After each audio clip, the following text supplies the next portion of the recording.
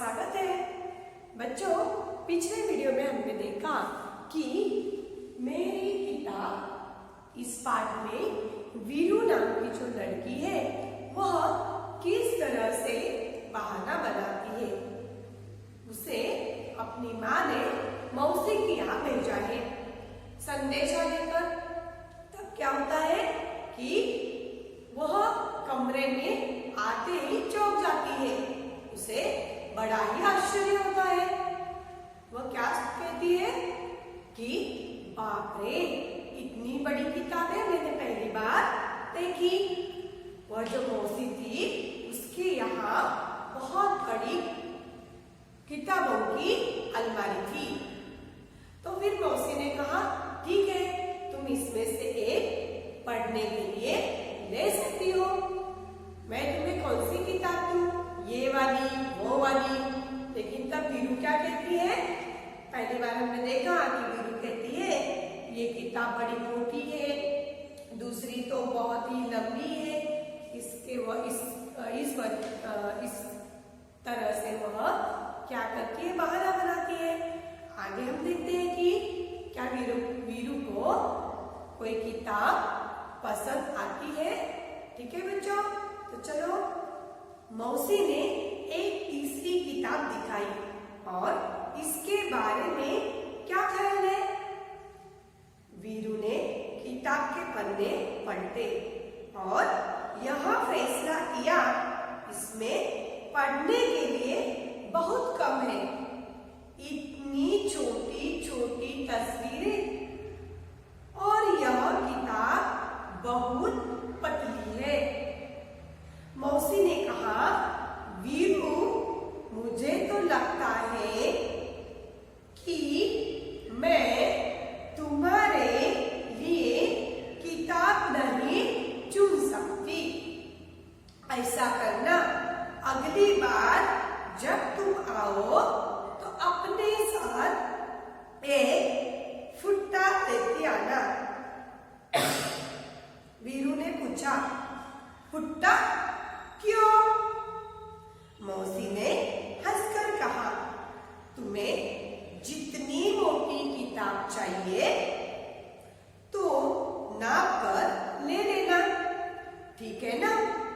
वीरू ने माँ के भेजे हुए कागज को मेज पर रखा और भाग खड़ी हुई। देखो क्या हुआ। पहली दो किताबें तो वीरू ने मना कर दी थी। अब तीसरी किताब मौसी ने तीसरी किताब दिखाई और बोली, इसके बारे में क्या ख्याल है? ख्याल यानी सोच विचार। इस किताब के बारे में अब तुम्हारे क्या विचार है? तो वीरू ने किताब के पन्ने पलटे, ने बुक्स के पेज क्या किया, उसने पलट दिया। वह देखने के बाद बोली, यह फैसला किया, उसने निर्णय लिया कि इसमें पढ़ने के लिए बहुत कम है। क्या कहा उसने?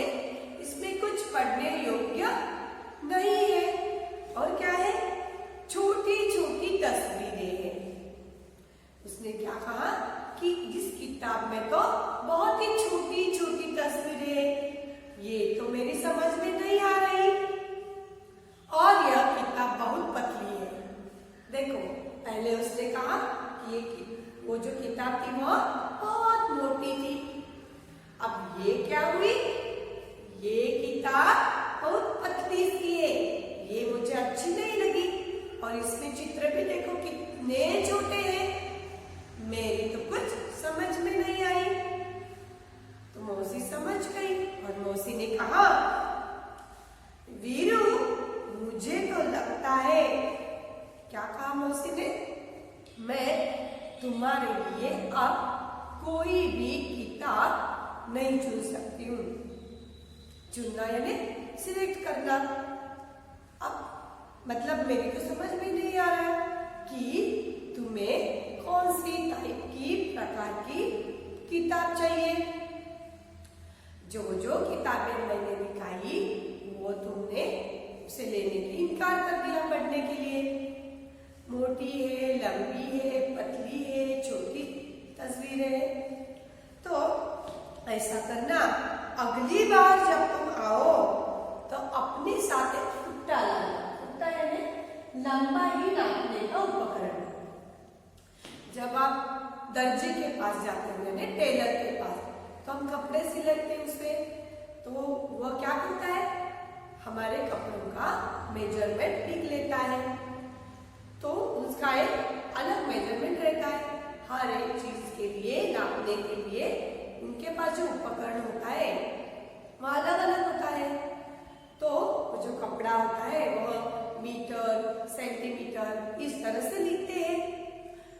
और हमारी देखो हाइट कितनी है ना, तो उसके लिए अलग रहता है।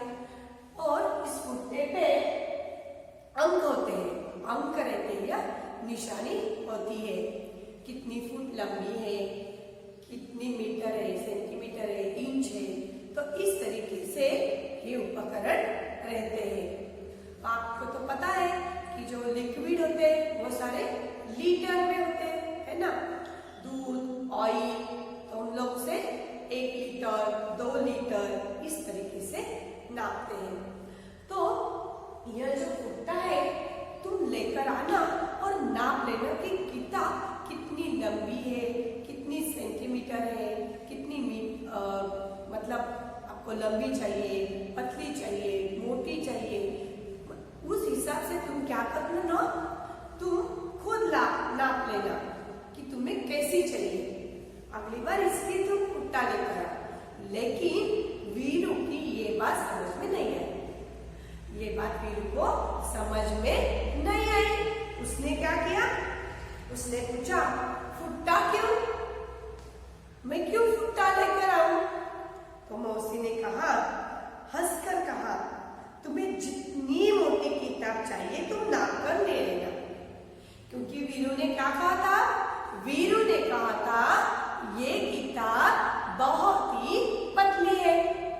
तो मौसी ने कहा तुम मोटी किताब चाहिए इसलिए तुम क्या करो, फुट्टा लेकर आओ और बड़ी सी बड़ी किताब, मोटी किताब तुम नाप कर ले लेना।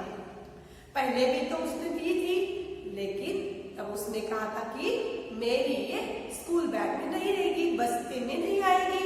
लेकिन अब फिर उसे ये किताब दी तो पतली हुई। इसलिए मौसी ने कहा तुम्हें जैसी चाहिए, जितनी चाहिए मोटी, उतने तुम क्या करो, नाप कर ले लेना कि कितनी तुम्हें लंबाई चाहिए। ठीक है। वीरू ने माँ के भेजे हुए कागज को मेज पर रखा और भाग खड़ी हुई। वीरू को मौसी ने जो कहा, मौसी हंसने लगी। उसी की बात समझ में आ गई कि वीरू तो पढ़ने वाली है नहीं, वो तो बहाना बना रही है सिर्फ। और मौसी के कहने के बाद, मौसी ने जो कहा उसके कहने के बाद वीरू ने क्या किया, माँ ने जो भेजा हुआ संदेश था उस कागज में, वह कागज उसने मेज पर रखा। मेज यानी टेबल। तो टेबल पर, मेज पर रखा और वह भाग गई। तो देखो बच्चों कि हम जब पढ़ाई करते हैं तो आपके पास सभी किताबें हैं, तो आप देख सकते हो कि कौन सी किताब कितनी बड़ी है, लंबी है, पतली है और मोटी है। तो वह सारी, और उनमें से आपको कौन सी किताब पसंद है ये आप पहचान सकते हो। तो वीरू को क्या हुआ, वीरू को सिर्फ अपनी किताबें पता थी, लेकिन अन्य भी किताबें रहती है। तो उसे ये बात मौसी के आने के बाद, मौसी के यहाँ आने के बाद उसे पता चला, लेकिन वह उसे पढ़ना नहीं चाहती थी। लेकिन बच्चों, रीडिंग यानी पढ़ना ये हमारे लिए बहुत ही जरूरी होता है। उसकी वजह से हमें बहुत सारी जानकारी मिलती है। तो आप भी क्या करो, हमेशा से रोज ही क्या करना है, आपको रीड करना है बुक्स, किताबें जो है आपकी मराठी, हिंदी, इंग्लिश और सभी सब्जेक्ट यानी विषयों की किताबें आपको पढ़ना बहुत जरूरी है। इसकी वजह से हमें और भी जानकारी मिलती है। तो नए शब्द जो है उनके अर्थ भी आपको क्या करने हैं, ध्यान में रखने हैं और इसे कॉपी में भी लिखने हैं। तो बच्चों कैसे लगा आपको ये पाठ मेरी किताब? बहुत अच्छा है, क्योंकि इसमें किताबें हमें पढ़नी चाहिए, मोटी हो, पतली हो, बड़ी हो, लेकिन उसके अंदर क्या है, क्या लिखा है, ये देखना भी बहुत जरूरी है। हमें इस तरीके से बहाने बनाना नहीं चाहिए। बहाना बनाना अच्छी बात नहीं होती है। तो बच्चों हमें क्या करना चाहिए, एक बार, कम से कम एक बार तो इसे पढ़ना ही है। तो इसलिए हमें पता चलता है कि इसमें कौन सा विषय लिखा गया है, किताब में क्या क्या लिखा है। हो सकता है कि हमारे लिए वो बहुत ही महत्वपूर्ण हो सकता है। इसलिए हमें क्या करना है, किताबें पढ़ना ही है। तो समझ में आया बच्चों? तो अगले वीडियो में हम कुछ नया